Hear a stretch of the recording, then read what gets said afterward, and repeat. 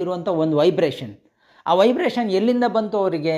ಅವ್ರನ್ನ ವಿರೋಧ ಮಾಡಿದವರು, ಅವರಿಂದ ಇದು ಹೋದವರೆಲ್ಲ ಒಂದು ಅವ್ರ ಜೊತೆ ಬರ್ತಾರೆ, ಇಲ್ಲ ಅವರು ಸರ್ವನಾಶ ಆಗಿ ಹೋಗ್ತಾರೆ. ನಿಮ್ಗೆ ಎಕ್ಸಾಂಪಲ್ ಬೇಕಾದರೆ ಇದು ಆಂಧ್ರ ಪ್ರದೇಶದಲ್ಲೂ ಒಬ್ಬರು, ನಿಮಗೆಲ್ಲರಿಗೂ ಗೊತ್ತಿದೆ ಯಾರು ಅಂಥೇಳಿ, ಒಬ್ಬ ರಾಜಕೀಯ ನಾಯಕರು.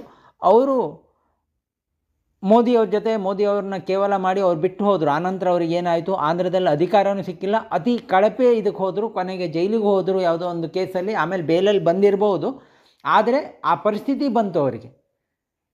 ಹಾಗೆ ನಿತೀಶ್ ಕುಮಾರ್ ಅವರು ಅವ್ರನ್ನ ಬಿಟ್ಟು ಹೋದರು, ಆದರೆ ಕೊನೆಗೂ ಆಗಲೇ ಇಲ್ಲ, ಅವ್ರು ಮತ್ತೆ ಬಂದು ಮೋದಿಯವ್ರ ಜೊತೆಗೆ ಸೇರಿಕೊಂಡ್ರು. ಆ ಥರ ಅವ್ರನ್ನ ಯಾರೂ ದ್ವೇಷ ಮಾಡಲಿಕ್ಕಾಗೋದಿಲ್ಲ. ದ್ವೇಷ ಮಾಡುವವರು ಇವಾಗ ವಿರೋಧ ಪಕ್ಷಗಳು ಸುಮ್ಮನೆ ಎದುರುಗಡೆ ಅವ್ರು ಮಾಡೋ ಒಳ್ಳೆ ಕೆಲಸ ಗೊತ್ತು, ಆದರೆ ಅದನ್ನು ಹೇಳಿದ್ರೆ ಇವರಿಗೆ ಉಳ್ಗಾಲ ಇಲ್ಲ ಅನ್ನೋ ಉದ್ದೇಶದಿಂದ ಅವ್ರು ಮಾಡಿರೋ ಒಳ್ಳೆ ಕೆಲಸ ಯಾವುದನ್ನು ಅವ್ರು ಒಳ್ಳೆ ಕೆಲಸ ಅಂತ ಹೇಳೋದೇ ಇಲ್ಲ. ಅದೆಲ್ಲ ಶಕ್ತಿ ಹೇಗೆ ಬಂತು? ಮೋದಿ ಹೋದಾಗ ಜನ ಬರ್ತಾರೆ ಅಷ್ಟೇ.